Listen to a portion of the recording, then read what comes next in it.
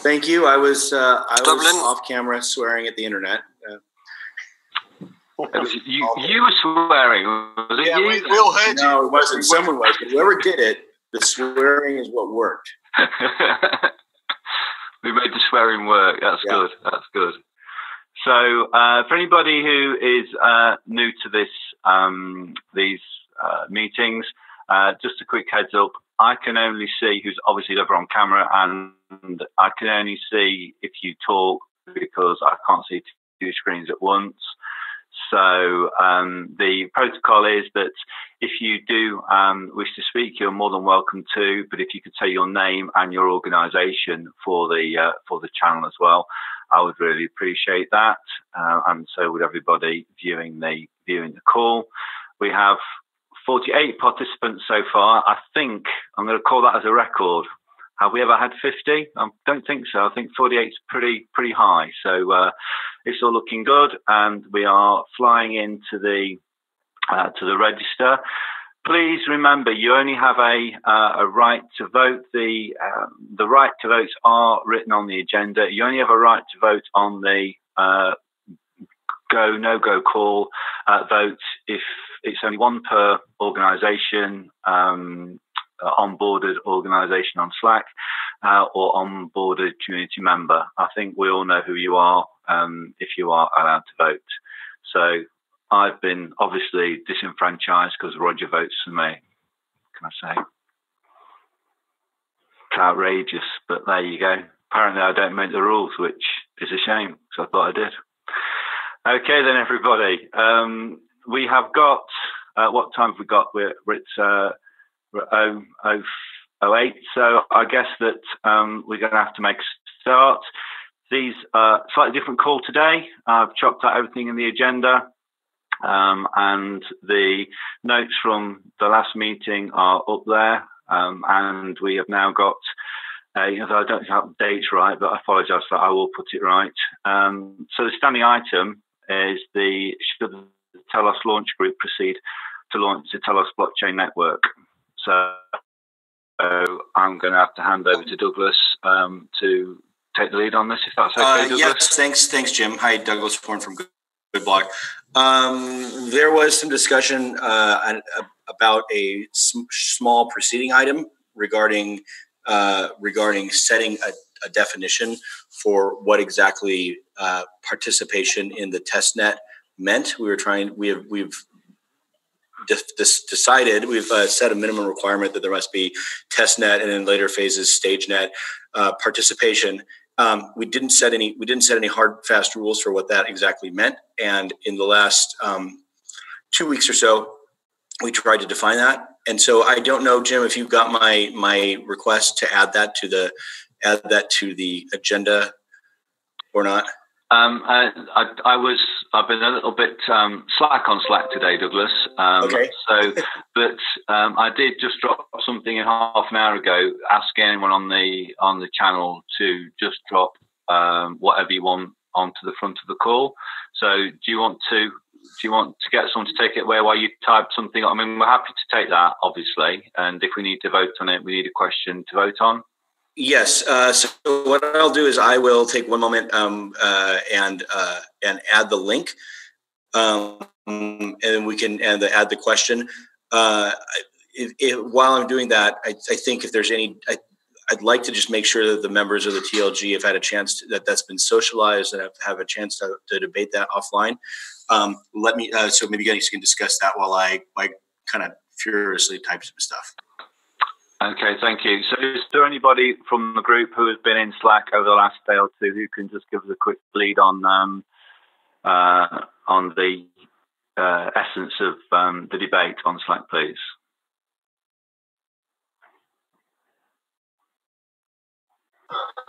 So in the absence of any volunteers, I'll offer what I've seen there, which is basically it's just about the defining exactly what is the participation in the testnet to mean that you're compliant when you run RegProducer on the main net. This is my understanding of it, and that's set to 7 days. So I mean, you all had lots to say in Slack. So Does somebody want to take my lead and jump in on that? Have I got it right? Sure. This is Jesse from Calios. I can speak to my perspective on the 7 days. I know that 7 days has been there for a long time.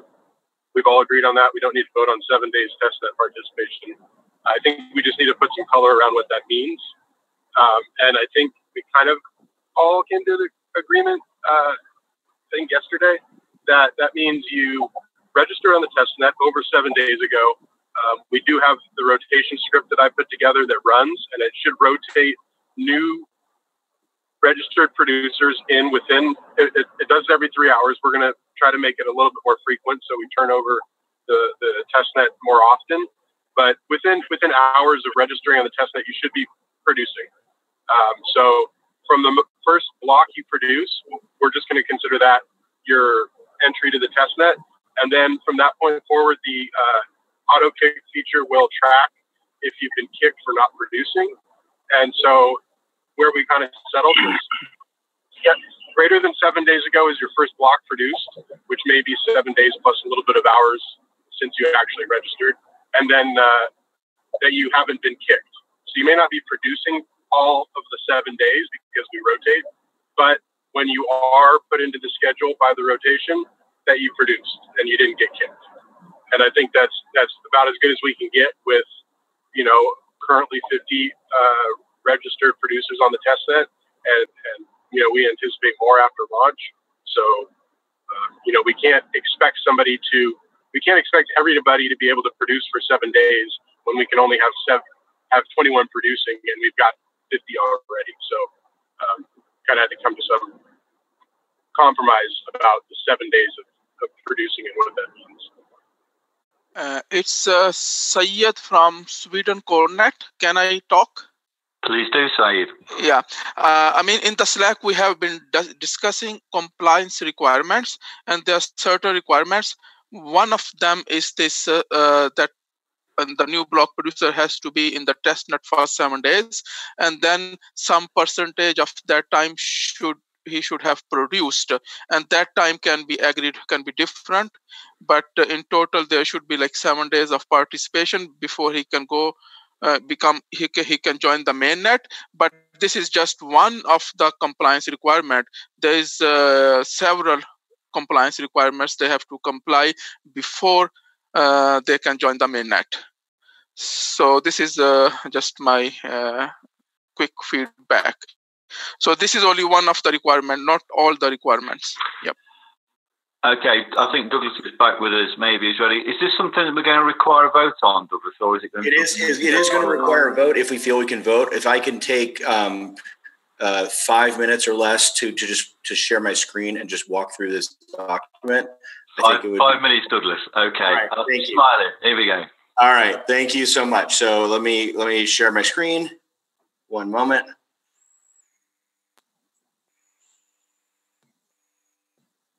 Okay. What you'll see here is the document we're voting on. I've posted the link into the agenda document. Essentially, we have 3 phases in our minimum requirements.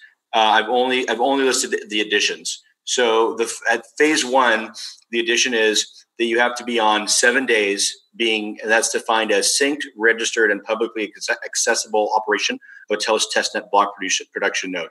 That does not mean you have to actually produce blocks for 7 days. It just means you have to be on there. There are a few reasons for this, but the largest reason for this is that, as we well discussed, the one sort of unplugged exploit that is available to a bad actor who is trying to, on the Telos network, would be to create a bunch of, a large amount of block producer nodes and vote them in and try to, with a lot of votes, and try to take them in without necessarily following the minimum requirements and just basically flood everything. So this is our approach. We've already voted on that testnet requirement is that testnet participation is required, and we've spoken in the group for a long time that 7 days was reasonable. We've taken votes on this in GRC and others, and now we're just formalizing this. So that's what Part C is there. I'm sorry. Part D is ongoing. So it defines what after the 7 days. What does it mean?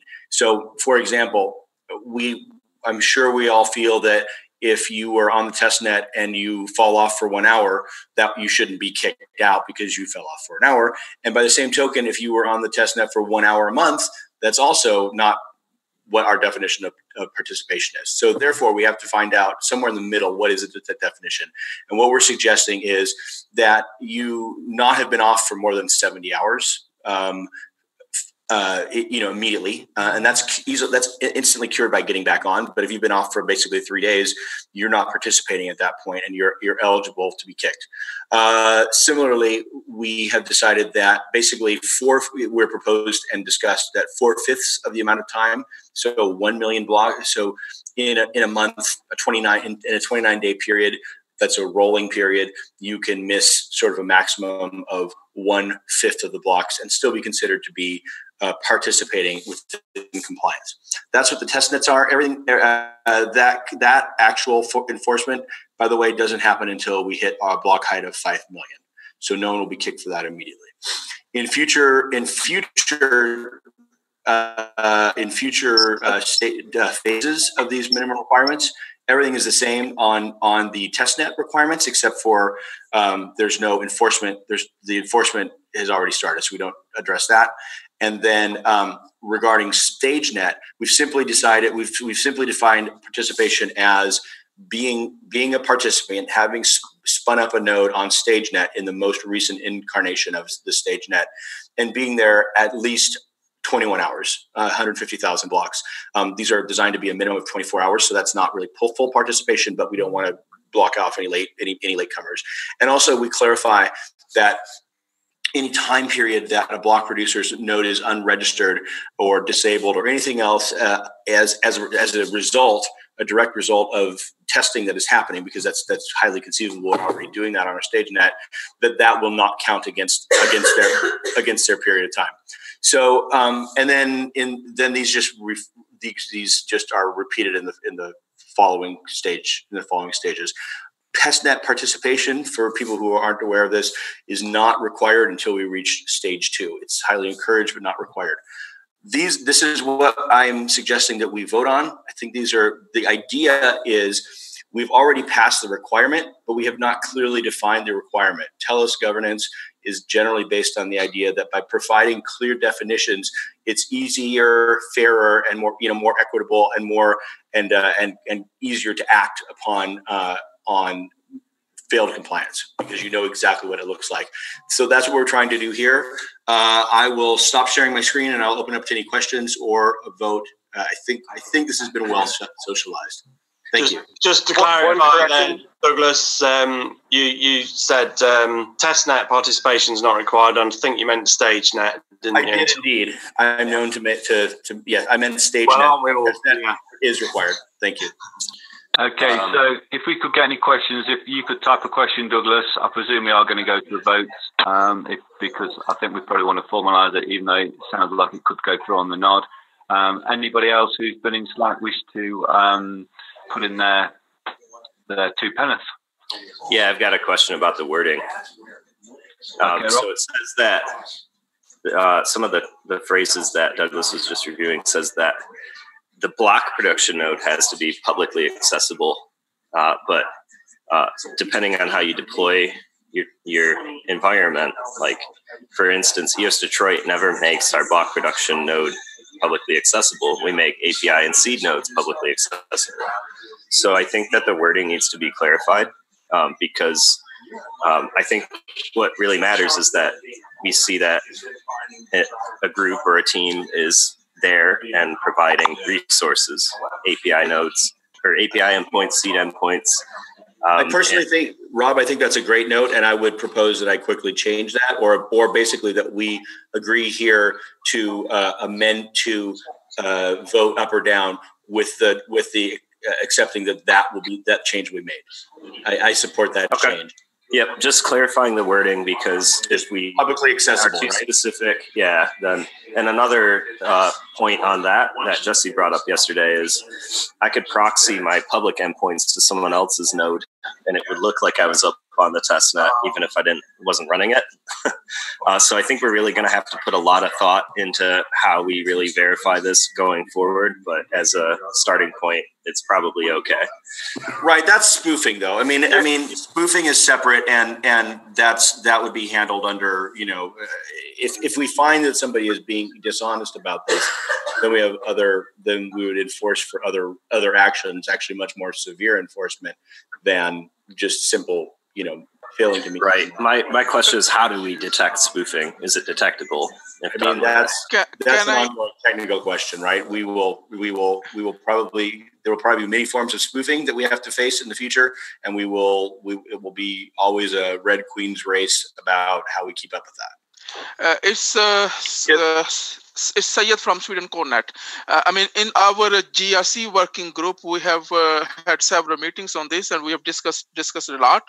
Maybe in the future we will have technical measures post launch, but in the meantime, every one of us, we have to be do some voluntary work, try to find out these kind of issues and report, because this will be against our TBNO, against our governance documents, and this is violation of the agreement. So those block producers cannot join our mainnet or testnet because they are violating the regulations.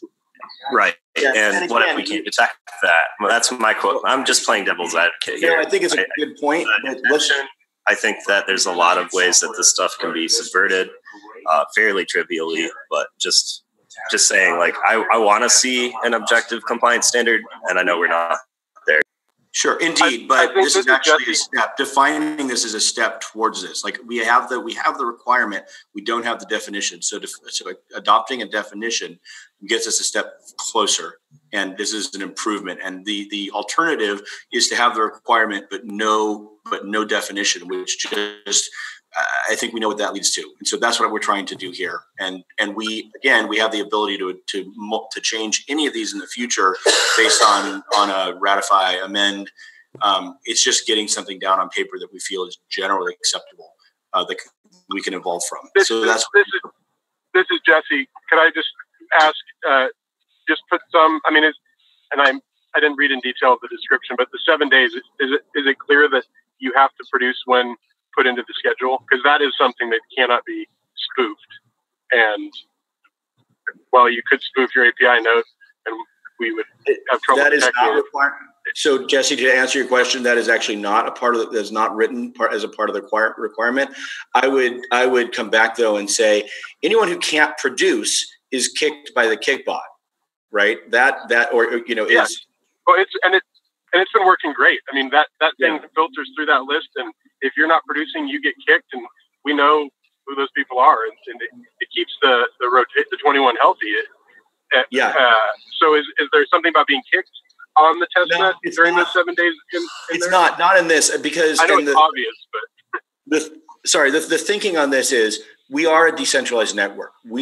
This has actually been a much longer conversation, because going on actually in some ways a very heated conversation for our group. There was a range of discussion, everything from putting some kind of actual gatekeeper on it to basically this as sort of the lower end, or to nothing, of course. And we found that, and of course while a gatekeeper would be lovely and very easy for us, it would undermine the whole value of the network and making it centralized. We feel this is truly decentralized, but putting the more requirements we put on it, the closer it becomes to a centralized gatekeeping function, and the more gameable it could be by a cabal of in-place block producers to keep out others. So this is a middle ground. Providing protections against that while okay, Doug. Thanks for that. Jerry, have you got a comment on this? Jerry Huff from Blind Block Art. What we really want is the BP nodes to be accessible to an outside monitoring like the Aloha, where we can determine when they first started producing, and that's hard to spoof. Okay, thanks for that, Jerry. Rob, are we okay to go with the question for Douglas? And can we sort of move this forward, because we can tweak if we need to? Am I okay to go for a vote on this? And Douglas, have you got a question if that's the case? I do, and I hope somebody will move that we go to a vote. Can I have a move to go to vote, please, in a second? Yes. Yes. Yes, Cornet. Sweden Cornet to move the vote, and Jeffrey, Brett, Big Iron to second. Is that okay? Okay. So the question's been put in the chat. Can you please vote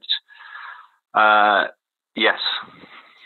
Or no. Or I'm not going to talk about abstain.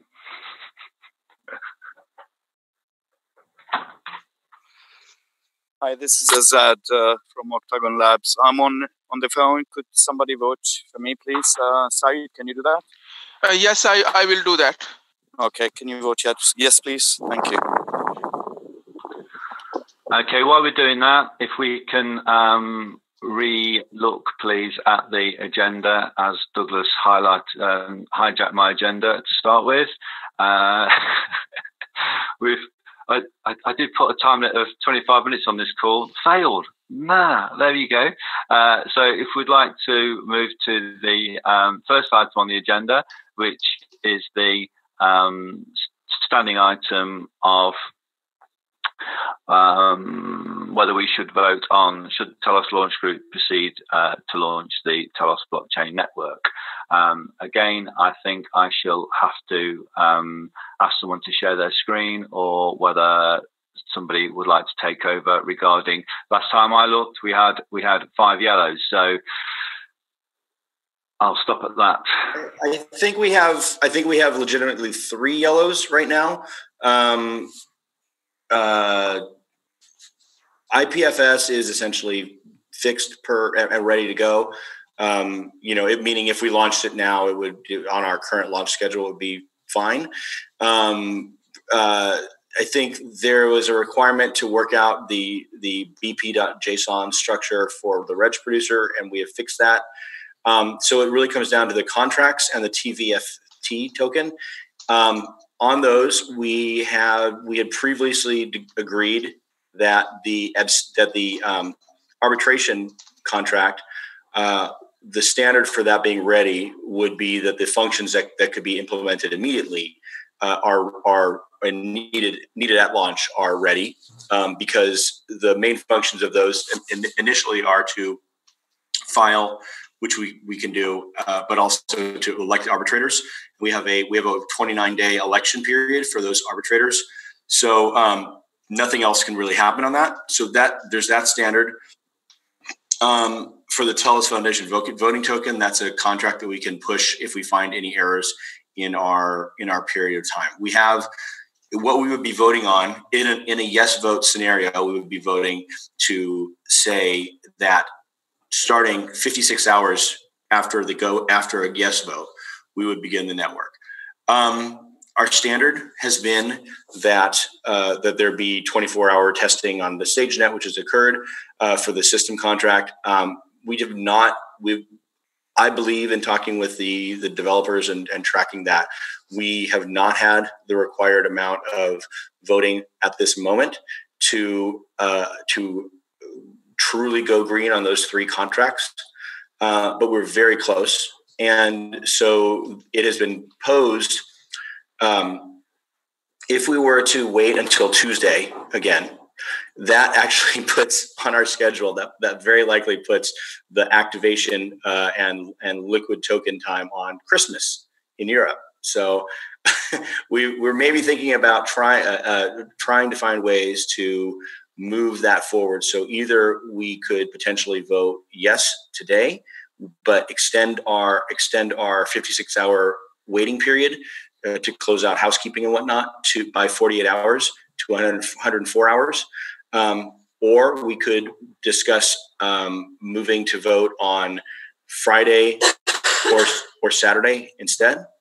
Or it's certainly reasonable to discuss the concept of voting now with those 3 tested, but not tested to the extent that we had intended. So I think it's worth having. I think that's the situation, and I think it might be worth having some floor discussion, depending on what you think, Jim.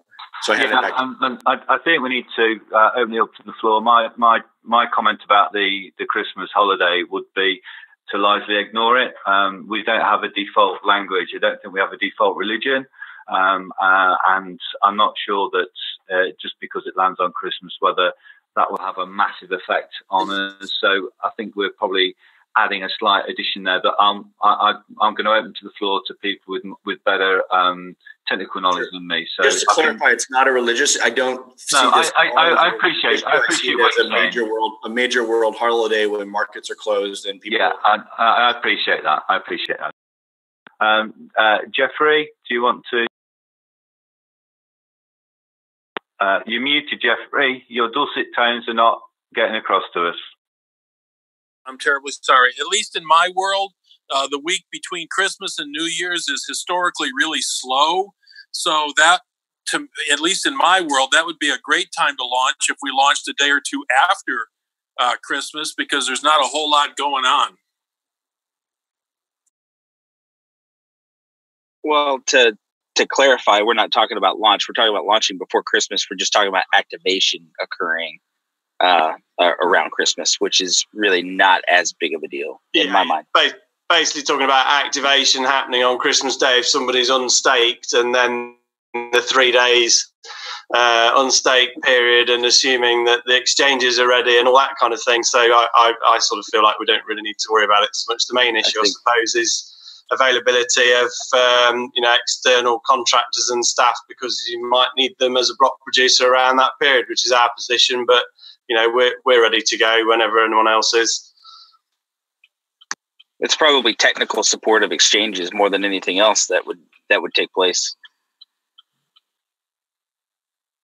I think there's a lot of little issues that it would be better if we could do it sooner. I don't think it's the death of the chain if we do that, but I think that if we are able to optimize ahead of that, I think there are a lot of intangibles that would add up to an important, a tangible result that by launching sooner. So, but let's talk about where we are right now. That's a calendar thing that I wanted, and a scheduling thing I want people to be aware of. That to me, I think actually does have some impact. But I certainly would not promote voting to launch an unready network just to beat the Christmas rush. But so I don't want to characterize it in that way. But being where it's close, it's worth discussing. This is Jesse from Calios. I just want to say I don't want to wait till Tuesday, because I think we could be ready sooner than that. Like you said, I know we haven't met our criteria at this moment in time, but we've been working real hard and testing. And I mean, we just relaunched StageNet again yesterday with new contracts, or added a new contract yesterday, relaunched, we can relaunch again. I think we could be all green and meet the criteria we've been holding ourselves accountable to. For months now, we've been holding ourselves accountable to the criteria. I think we can meet that sooner than Tuesday. So I wouldn't want to wait till Tuesday just because. Well, if we go green Friday or Saturday, I want to light the thing up. Yeah, so that's it too, right? So I think what we should maybe do is, I think we've determined that every group, we're down to development and network StageNet maintenance, right? Operations. That as the groups that we are looking to for guidance on where we are with readiness. A lot of other readiness things have occurred. So can we, I guess, and you happen to be on both of those. So can we hear some more voices from those two groups about a, today with extra hours, or Friday or Saturday replacement call? Douglas. Yeah, I'm personally. Okay, can I just a comment? This is Joseph from EOS Barcelona. Douglas, you said when we both go, the initial idea is to launch in 56 hours. Is that correct? The 50. This has been published, but there is a 56-hour wait before launch is even initiated. So what that requires is the closing down of our internal accounting for the TFRP, and then we need to. And then there's a time period for that to be adjudicated of 24 hours. There's a time period of 8 hours, which we really optimize to get James and possibly myself and possibly Beth to make sure that all the slices are okay in people's accounts, and then you need 24 hours at least for everybody to look at those and make sure that those are okay. I will do just a small request, as two of the ABPs are in Europe. Adding these extra 8 hours to a cycle of 24 hours puts us in 2 a.m. or in the morning, So I will appreciate if we can just move the lines to a time zone where all the ABPs, it's in a reasonable time frame. Sure. What is that? What makes sense for you? That's fine. That's fine if we cannot do it. But if we can do it, it could be helpful. What hour do you propose? What hour of the day do you propose? I would say work in tracks of 24 hours. So if we are voting at 6 p.m. In my time, I don't know what is your time. So right now, let's start in 48 or the following day. If not, that's fine. But keep in mind that two of the ABPs will be at night, and we don't have any Asian ABP, so it can be great if we can adjust that. That makes a lot of sense to me. Joseph, is it okay if we take that into Slack and take that amongst the ABP? Yes, but I mention it because in case we're voting today and we decide the hour, it's relevant. Yeah, I appreciate that. Thank you. I'm getting a feel. We have minimum hours, right? We need to give people a certain amount of time. That's how we got to these hours. But if we that's the minimum, because we have validation and people need to get things done and adjudication. That's minimum. But if we have to add a little bit of time on the end of it to wait for Joseph and Europe to wake up, I think that's fine. Okay, thanks, Jesse. I'll let you guys slug that out. Douglas, I'm just going to jump in quickly because I'm just getting a feel that that we keep bringing people back to one of these meetings, and I feel like I personally feel we've got everything in place to launch, and that if you guys need to, I think you could have a general consensus to launch, and I think James has put this in the chat, but if you need 48 hours to sort of delay pushing a particular button, then fine.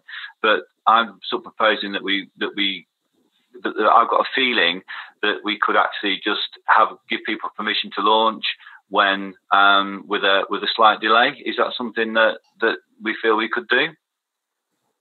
Can we come back and move to vote on Saturday after we've got the last couple of contracts pushed and we get the current StageNet pushed to testnet and allow everybody to join?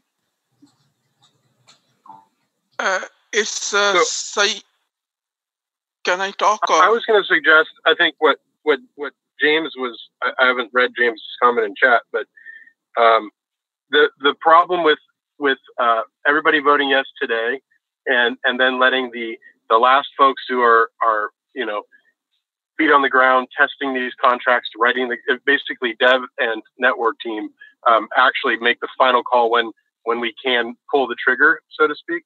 The only problem with that is that we don't all get to be on a call and vote yes for an exact time and put on our party hats. But if you want to hand over the reins, okay, Jesse, I'm gonna jump in here. Thanks a lot for that.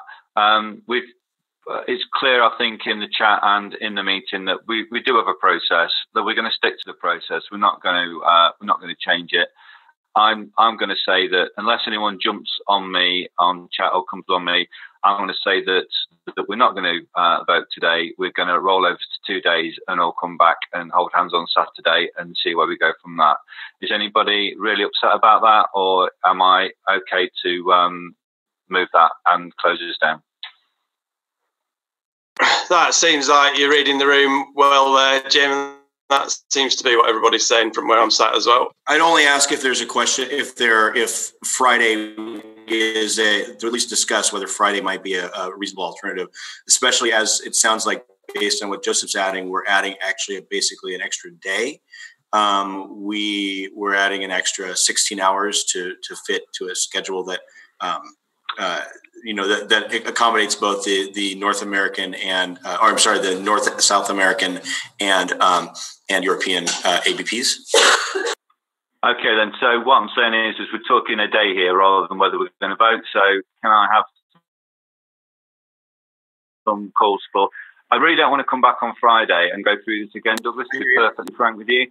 So can I have a call from Jesse or from JT or from Jerry? I'd be fine if the group is okay with not having 24 hours notice. Then I think the networking development team can let the group know that we're ready to vote go, and then the next normal time slot we will all gather to do that. That way we don't have to get on tomorrow if by the end of today we're not fully tested. So are you saying Saturday or Friday, Jesse? I'm saying potentially either. I mean, okay. Do we need to decide on Friday now? Well, we don't want to be. I just think we want to do this once more. Would be my feeling, unless anything horrendous happens, which I hope it won't. JT, have you got a view on a particular day? Yeah, I feel like we need to publish it, and especially now that we've made these calls more public, we need to publish it and get it out there, and just say Saturday, and give us today/tonight to get the last contract in and push everything to StageNet and push everything to TestNet, the new version of TestNet, and allow everybody to join and just give it 24 hours to simmer. Okay, so unless I hear a Telos big brain come over the top of me, I'm going to go with JT's call of Saturday, and we're all going to be back here, same time, same back channel, same back time on Saturday, and hopefully, for the very last time, I'm going to put it out there, push the button on this thing, and hopefully, good luck, will have us all green on our monitor, and we can do this right. Any objections to that? We're going to push hard and get it done, guys. I appreciate it. Thanks, everybody. Great solution. All right. Well, I know. I'm on board. Thank you. I know no one's more disappointed than me that we're going to have yet another one of these great meetings, everybody. And please remember that once we do vote, that we also vote to dissolve this group. So that will be the last time that we meet. So I'm going to move that we. Yeah, right, Douglas. I'm going to move that we. Close the meeting, and that we will all be here again, God willing, on Saturday, and hopefully see everybody there on Saturday. Check out Slack for more details. Okay, everybody. Thanks a lot. Thanks everyone. Bye, guys. Bye. Get well soon, Ben. Good party. Bye. Yeah, champagne.